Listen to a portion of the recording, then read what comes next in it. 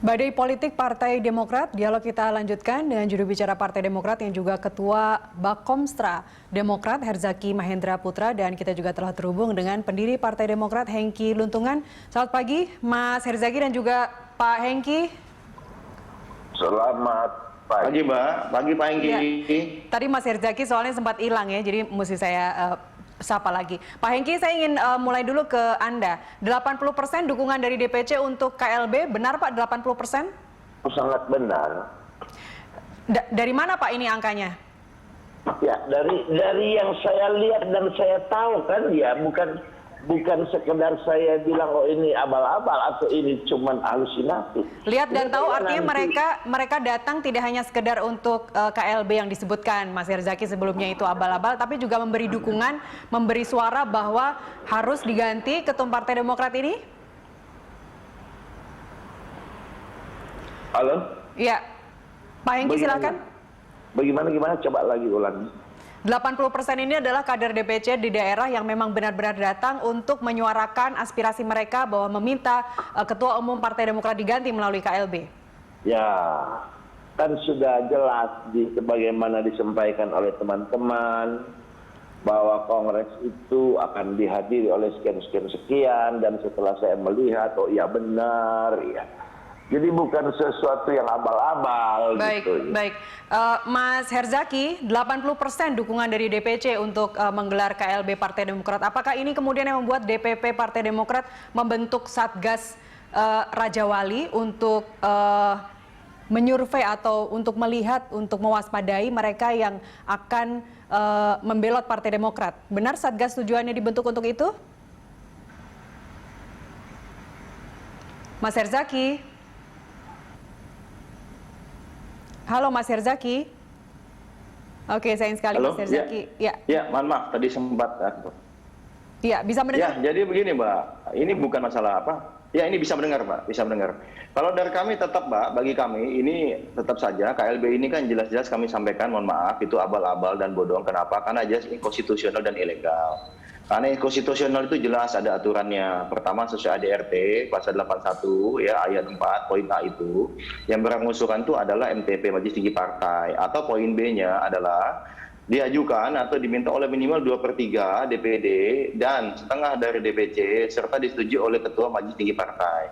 Pertama yang sudah sangat tegas dan jelas itu Ketua MTP sudah menyampaikan Bapak SBY tidak ada KLB karena tidak ada perlunya gitu, tidak ada kondisi luar biasa sehingga buat apa ada KLB gitu. Dan Partai Demokrat pun ini kondisinya sedang baik, bukan sedang sakit gitu. Kita lagi naik-naiknya tahun terakhir dibandingkan beberapa tahun terakhir, tapi kan menjadi pertanyaan besar. Kenapa kemudian katanya kondisi kita sedang sakit? Jadi ada pemutarabalikan fakta. Karena pilkada menunjukkan itu hasilnya sangat baik, elektabilitas juga sangat baik. Nah kemudian Mbak, yang kedua, 34 ketua DPD itu 100% sudah mendukung Mas AHY. Begitu juga dengan DPC. Ketua-ketua DPC itu sudah mengirimkan surat juga semua, ya. Bukan hanya masalah kesetiaan atau apa, tapi juga menolak KLB. Bahkan pemecatan yang terjadi Mbak terakhir minggu lalu itu juga hasil dari desakan dari ketua-ketua DPD maupun ketua-ketua DPC selaku pemilik suara yang sah gitu. Karena mereka merasa resah dan gelisah ngelihat kok ini ada sekelompok oknum atau segelintir mantan kader ini kok masih terus aja bolak-balik mendekati di lapangan sudah parahnya bukan lagi pemilik suara tetapi siapa saja yang kader Demokrat pokoknya Anda diakuin sebagai utusan daerah ini ya gitu. Ini ada buktinya bahkan ajakan-ajakan ini banyak yang menolak dan mengirimkan kepada kami gitu loh, bukti-bukti ada screenshot WhatsApp-nya, ada bukti rekaman telepon gitu loh ya. Dan ini semua bisa diverifikasi kalau misalnya diperlukan. Saya ingin ke Pak Hengki. Tadi disebutkan syarat KLB itu adalah 2/3 dari DPD atau setengah dari DPC dan kemudian disetujui oleh Ketua Majelis Tinggi. Benar ya Mas Herzaki ya? Saya ingin ke Pak Hengki sekarang.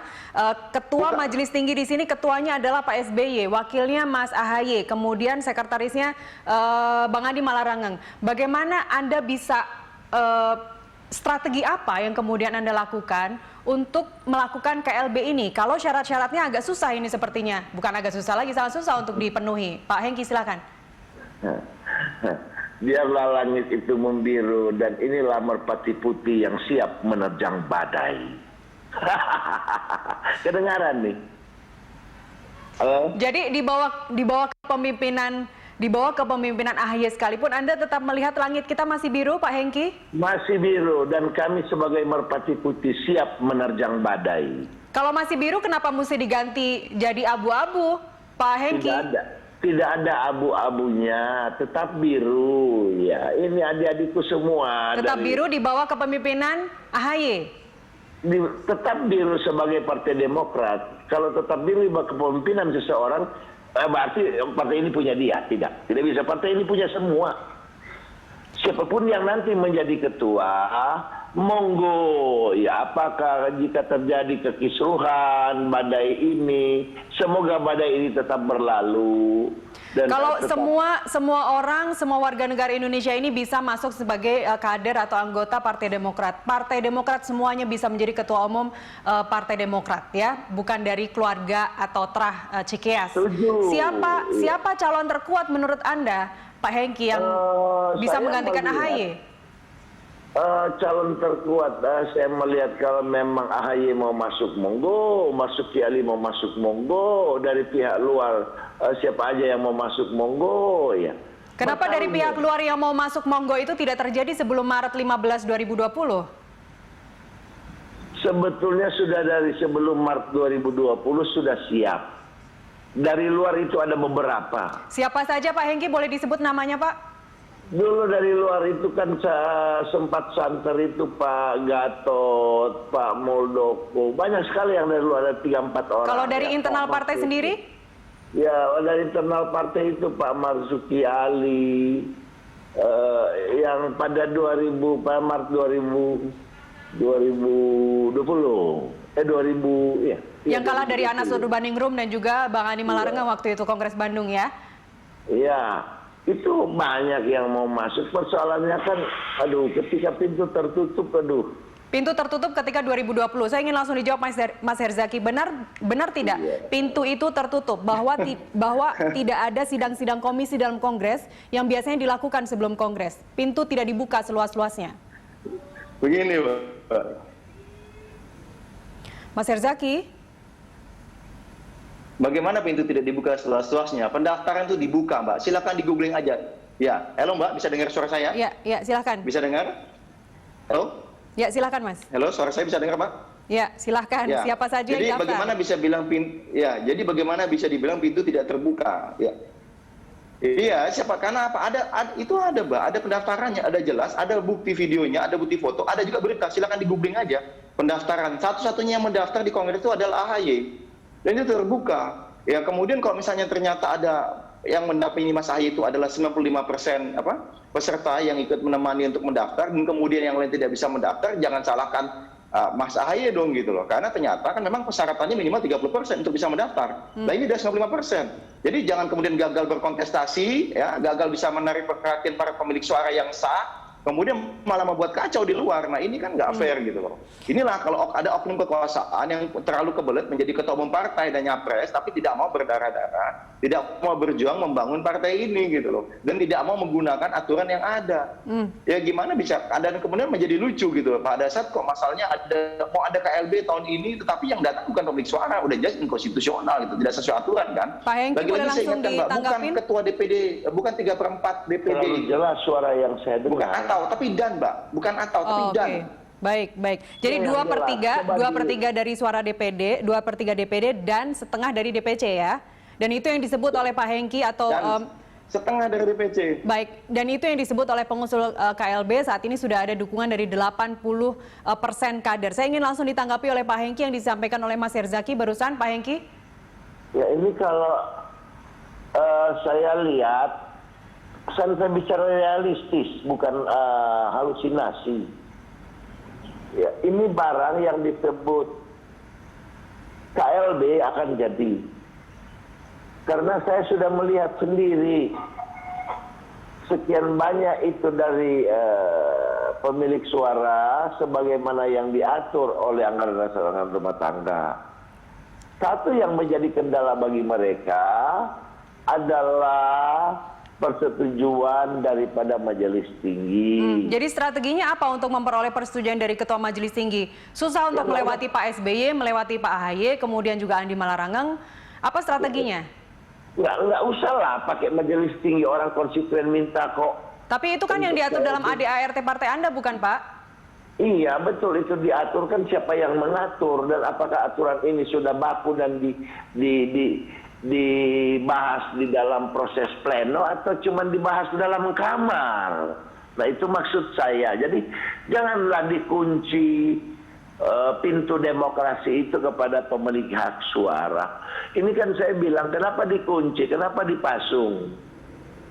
Baik. Ibu, Mbak bisa bayangin kalau bapaknya ya di majelis tinggi, anaknya ketua umum, terus rakyat ini hanya jadi seperti abdi dalam atau seperti dinasti, apa kata ketua, dogmatis.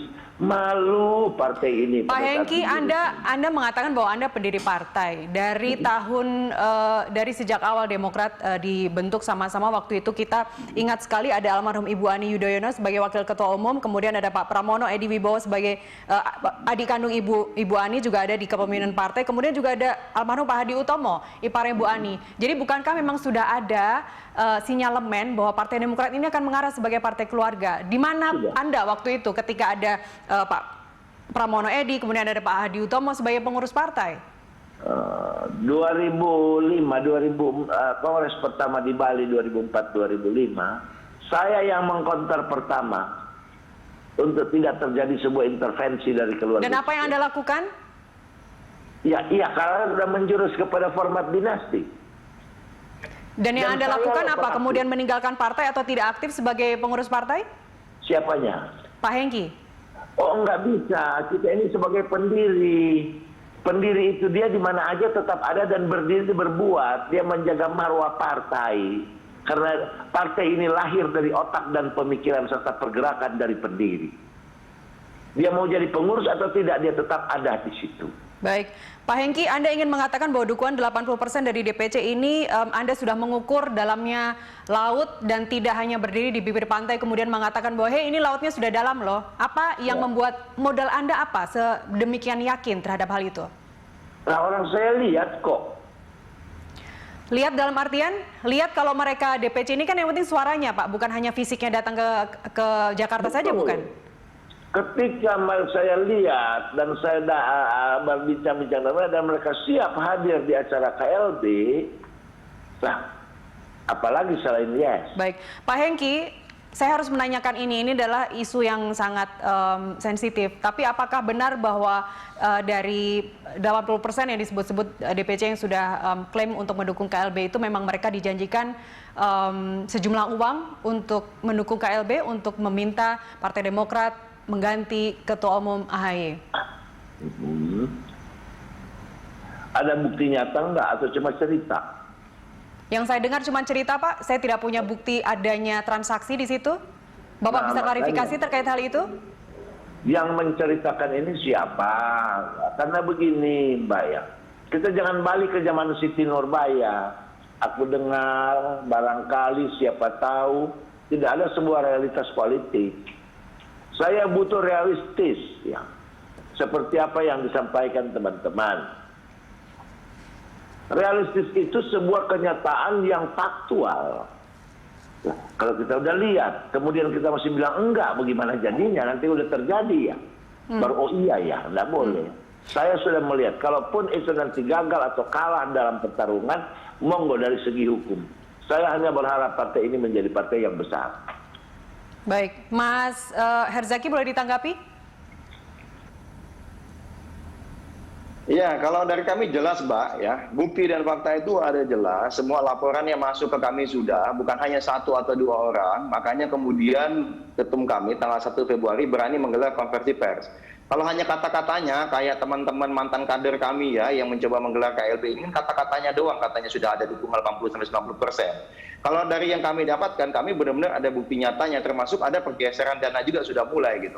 Bahkan setelah itu pun 1 Februari, sampai dengan minggu lalu pun masih terus ada Mbak usaha-usaha seperti itu ya. Kami punya bukti-buktinya dari kader-kader kami, para pemilik suara sah yang dijanjikan. Bahkan yang bukan pemilik suara sah pun, makanya kami apa bisa sampaikan apa tadi. saja atau berapa yang ya, dijanjikan? Yang penting Anda mewakili ya, Anda mewakili daerah ini ya, gitu loh. Berapa yang dijanjikan? Ya pertama Mbak, di awalnya dijanjikan adalah tapi DP-nya adalah 25 juta. Kemudian katanya akhir-akhir ini sudah mulai meningkat katanya angkanya, tapi DP-nya lebih kecil, kan bingung. Jumlahnya ditingkatkan tapi DP-nya lebih kecil katanya. Ya tapi ya nanti angkanya kita buka lah nanti pada saatnya, ya kan? Baik. Yang penting kita sudah kumpulkan itu semua, kita juga tidak gegabah Mbak gitu ya. Karena lagi-lagi makanya kami kemudian melihat kekuatan ini kenapa bisa menjadi luar biasa, karena bagi kami ada oknum kekuasaan yang bermain di dalam. Baik. Itu tadi itu Anda aja sudah sangat disebutkan. disayangkan kami. Ini Tadi Anda sudah sebutkan di awal. Sebagai closing statement Mas Herzaki dan juga Pak Hengki, apakah ada upaya islah? Kita selalu melihat dinamika di partai, internal partai ini kan selalu ada. Kita kalau menghadapi 2024, para surveyor, para pengamat mengatakan bahwa akan habis energi Partai Demokrat hanya untuk mengurusi riak-riak di internal partai. Padahal harus sudah konsolidasi untuk menghadapi 2024. Sekali lagi pertanyaan saya kepada Mas Herzaki dan juga Pak Hengki. Mas Herzaki duluan boleh dijawab. Apakah ada kemungkinan islah? Ya Mbak, kalau dari kami Mbak, sangat terbuka kemungkinan itu. Tapi lagi-lagi, menurut ya almarhum Cornelis Lee ya dari UGM, ya perpecahan partai itu akan bisa terjadi jika ada intervensi kekuasaan. Sederhana saja. Jadi jika tidak ada intervensi kekuasaan, Partai Demokrat tetap akan solid dan satu gitu. Ya, sesederhana itu. Jadi kok Islam, kami terbuka kok bahkan untuk kader yang dipecat, untuk mantan kader yang sudah dipecat itu, maka silakan mengajukan dan datang ke DPP ke Mahkamah Partai karena itu sudah diatur di dalam undang-undang mengenai parpol. Silakan mengajukan keberatan, kita ikuti prosesnya. Nah, untuk yang kemudian kena bujuk rayu segala apa dan kemudian tetap pengen kembali lagi pada kami, ya ayo sama-sama gitu. Tapi alhamdulillah pemilik suara solid bersama kami. Yang berpisah itu hanya segelintir orang yang tidak punya hak suara. Baik, Pak Hengki Luntungan, Anda sebagai senior dan pendiri Partai Demokrat, apakah mungkin islah dilakukan? Saya sangat suka, tetapi mungkin itu terjadi atau tidak, itu kembali kepada struktur Partai Demokrat, DPP kepada adik-adik. Artinya mungkin islah jika struktur organisasi diubah dalam artian ketua umum tetap AHY, tapi anggota atau mantan anggota atau mereka yang selama ini nonaktif dilibatkan kembali dalam struktur organisasi, dalam kepengurusan? Iya, monggo. Apapun itu kita bicara di dalam islah nanti. Kita kan mau partai ini besar ke depan. Kenapa harus ribut menghabiskan energi? Ya. Tetapi apakah pintu islah itu dari teman-teman dari struktur dan Cikes masih mau? Enggak, kalau nggak mau ya udah. Karena ini kan Demokrat, ini harus demokratis. Artinya Anda terbuka jika islah, tapi ketua umum tetap AHY? Saya tidak bilang ketua umum tetap AHY. Kalau islah kan kita berbicara kan bukan sebuah format jabatan, tetapi bagaimana ke depan membesarkan partai. Membesarkan partai artinya dikunci senternya di ketua umum dan pengurus partainya, Pak? Iya, ayo kita islah, ya. Tetapi kita tidak bicara ke depannya siapa ketua umum atau siapa pengurus. Kita bicara ke depannya bagaimana partai ini akan besar, ya. Baik, kita tunggu update-nya nanti bagaimana selanjutnya. Kita juga berharap dari senior-senior partai, senior dan pendiri Partai Demokrat selalu memberikan contoh yang baik dalam kita berpartai. Bukan demikian, Pak Hengki, langit tetap biru ya Pak?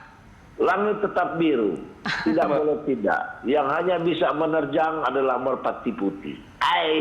Baik, Pak Hengki Luntungan, terima kasih telah bersama kami pagi ini. Mas Herzaki, terima kasih. Sayang sekali waktu kita terima kasih Mbak Siti, terima kasih. Sangat terbatas. Kita ketemu lagi lain waktu. Amin.